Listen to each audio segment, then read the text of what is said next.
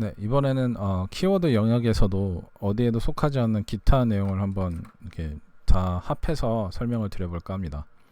어, 특별하게 이거를 별도의 챕터로 뽑자니 좀 약간 애매하고 그리고 말씀을 안 드리자니 좀 아쉬워서 여기에다 다 포함해서 말씀을 드리는 거거든요. 그래서 한번 보면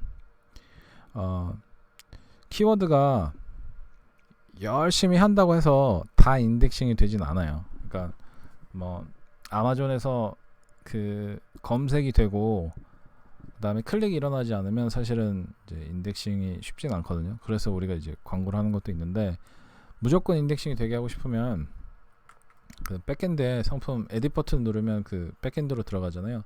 그러면 거기에 메뉴 팩처러 파트 넘버라는 항목이 있어요. 모든 상품마다 있는 건 아닌데 그 매뉴팩처러 파트 넘버라고 하는 영역이 있거든요. 거기에다 키워드를 하나 집어넣으시면 그거는 거의 99% 확률로 인덱싱이 되게 돼 있습니다. 어쩔 수 없어서 그래요. 그게 원래 시리얼 넘버는 란인데 그 시리얼 넘버로 검색하는 사람들도 있어서 아마 아마존이 그런 약간 루포를 만들어 놓은 것 같은데 거기에다 집어넣으시면 되고요. 그런 말씀을 드리니까 어떤 분들은 이제 그럼 거기에다가 서치 텀을 다 집어넣으면 안 돼요 라고 말씀하시는데, 제가 알고 있기로 매니팩처러 파트 넘버에는 그렇게 많은 캐릭터를 집어넣을 수가 없어요. 그러니까 많지 않아요.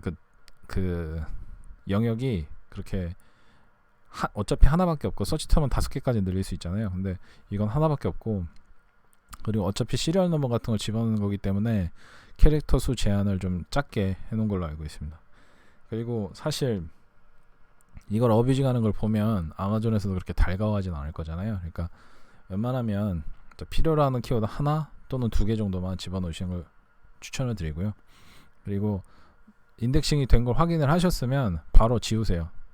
그 매니팩처러 파트 넘버는 원래 그 알파벳이랑 숫자가 있어서 시리얼 넘버 같이 이렇게 있어야 되는 건데, 뭔가 사람이 볼 수 있는 단어가 있으면 이상하잖아요. 그러니까 웬만하면은 오랫동안 두지 마시고 다양한 걸 두지 마시고, 그리고 뭐 한 달에 한 번씩 거기다 새로운 키워드를 집어넣어서 뭐 그런 약간 어뷰징 같은 건 하지 않는 게 좋습니다. 저는 말씀을 드렸어요. 괜히 이거 어뷰징 하다가 계정이 정지되거나 상품 리스팅이 멈춰버리면 제 책임 아니에요. 한 번만 쓰세요. 한 번만. 웬만하면. 네. 그리고 전혀 의외의 단어의 인덱싱, 전혀 의외의 키워드 인덱싱이 되는 경우가 있어요. 가끔씩 오토로 돌리다 보면 그 생각지 않은 키워드에 그 임프레션이 찍혔는데 그때 갑자기 누군가 구매를 한다거나 클릭을 한다거나 그럼 인덱싱이 되거든요. 근데 이게 장점도 되지만 단점도 되는 게, 그렇게 되면 이런 키워드에 대해서 사람들이 클릭을 하긴 하는구나 라고 생각을 할 수도 있지만, 사실은 야 이게 뭐지라고 궁금해서 클릭해 볼 수도 있잖아요. 그러니까 제가 계속 말씀드리면 상식선에서 내 키워드와 내 상품과 그 키워드가 연관성이 전혀 없는 것처럼 보이면 웬만하면 거기에 대해서 최적화를 하려고 하거나 아니면 광고를 해서 계속해서 비용을 소진하는 거는 약간 좀 지양하셨으면 좋겠고요. 최대한 많은 키워드에 대해서 하는 건 좋지만, 그런 자세는 좋지만 그 상품이 내 상품을 구매하는 걸로 연결이 되게 하는 거에 노력을 들이셔야지, 아무 키워드에 대해서 상위 노출한다고 좋은 게 아니라고 말씀을 드렸어요. 마지막으로 지금 아마존 코리아에서 하는 것처럼 실제로는 아마존 US도 가고 아마존 유럽에도 가고 UK도 가고 뭐 호주도 가고 일본도 가고 이런 식으로 하는 게 사실은 아마존이 생각하는 자기네 그 마켓플레이스의 서드파티 셀러의 자세인가 봐요.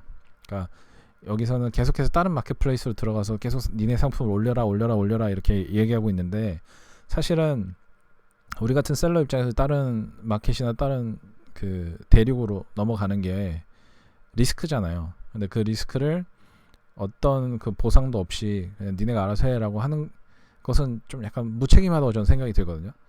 근데 저희는 이제 어쨌든 키워드 챕터다 보니까 키워드 위주로 이제 말씀을 드리면, 그게 아마존 코리아도 그렇고 뭐 다른 데서도 그런 점프 스타트를 하는지 모르겠지만 하게 되면 현재 US에 있는 모든 상품을 제가 만약에 UK로 들어간다 혹은 독일로 들어간다 하면 번역 서비스를 제공하고 있어요. UK는 아니겠네요.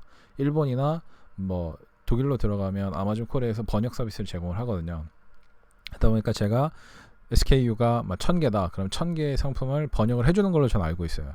뭐 지금은 바뀌었는지 모르겠지만, 근데 그 번역하는 게 큰 도움이 안 된다는 걸 지금 보여드리려고 해요. 제가 만약에 이 번역이 왜 도움이 안 되는지, 제가 만약에 아마존 US에서 판매하고 있는데 기저귀를 판매하고 있어요.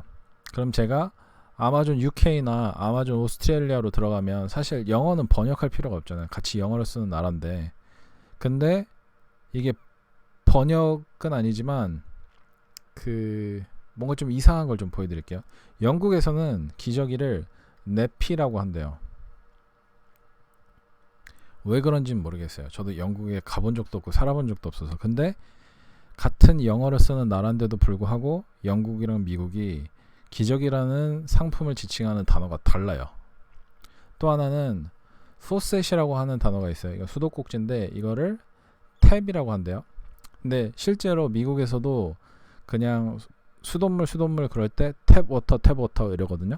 근데 수도꼭지를 칭할 때는 포셋이라고 해요. 탭이라고 잘 안 해요. 그 중서부 지방이랑 뭐 어떤 특정 지역 빼고는 탭이라고 잘 안 하거든요. 그러니까 우리나라로 치면 제주도에서는 다른 말을 쓰지만 우리나라 전체에서 그 약간 표준어로는 수도꼭지라는 말을 쓰는 거라 생각하시면 될 것 같아요. 근데 영국에서는 탭이라고 한대요. 그거를. 또 하나는 파마시라고 하는 단어인데 이거를 그 영국에서는 케미스트라고 부른다고 해요. 화학자죠, 케미스트는. 근데 영국에서는 그렇게 부른대요. 저는 호주에서 잠깐 살았어서 그런데 거기는 아포테켈인가? 파트켈. 아무튼 뭐 그런 식으로 약간 이상한 단어를 써요. 이건 되게 약간 굉장히 옛날 영어라고 알고 있는데, 아무튼 같은 영어를 쓰는 나라인데도 불구하고 영국에서는 이렇게, 미국에서는 이렇게, 그다음에 그 호주에서는 이렇게 쓰니까 단순하게 번역을 하게 되면 아예 단어가 다른, 그러니까 언어가 다른 국가에 진출할 때 번역을 하게 되면 분명히 문제가 발생할 것 같거든요. 그래서 혹시라도 지금 현재 US에서 판매하고 계신데 점스타트를 통해서 일본이나 뭐 독일이나 아예 영어를 안 쓰는 국가로 진출하시는 분들이 계시면 판매가 왜 생각보다 안 되지, 상품이 안 좋은가 라는 생각보다는 키워드 리서치를 다시 해보세요. 제가 여기 그 키워드 챕터에서 키워드 리서치 단순하게 하는 부분 말씀을 드렸었잖아요. 그 키워드 리서치를 한번 다시 해보는 걸 추천을 드려요. 그렇게 하면 조금 더 낫지 않을까라는 생각이 저는 들거든요. 그러니까 단순하게 번역을 해서 내가 영어로 쓴 거를 단어를 그냥 다른 언어로 옮기는 그런 수준이 아니라 키워드 리서치를 다시 해서 그 시장에서 뭐 독일 시장에서 일본 시장에서는 이런 키워드를 써서 내 상품과 비슷한 상품을 검색을 하는구나 라는 걸 알게 되면 실제 그냥 단순 번역했을 때보다 훨씬 더 효과가 좋을 것 같거든요. 그래서 이런 부분들은 사실 별도의 영역으로 넣기가 좀 힘들어서 기타 부분에 다 몰아넣었는데, 그렇다고 해서 중요하지 않은 건 아니죠. 그 어떻게든 인덱싱 하게 하고 그다음에 번역을 안 하는 거, 번역 대신에 키워드 리서치를 다시 하는 거는 굉장히 중요한 내용이기 때문에 한번 말씀을 드려봤습니다.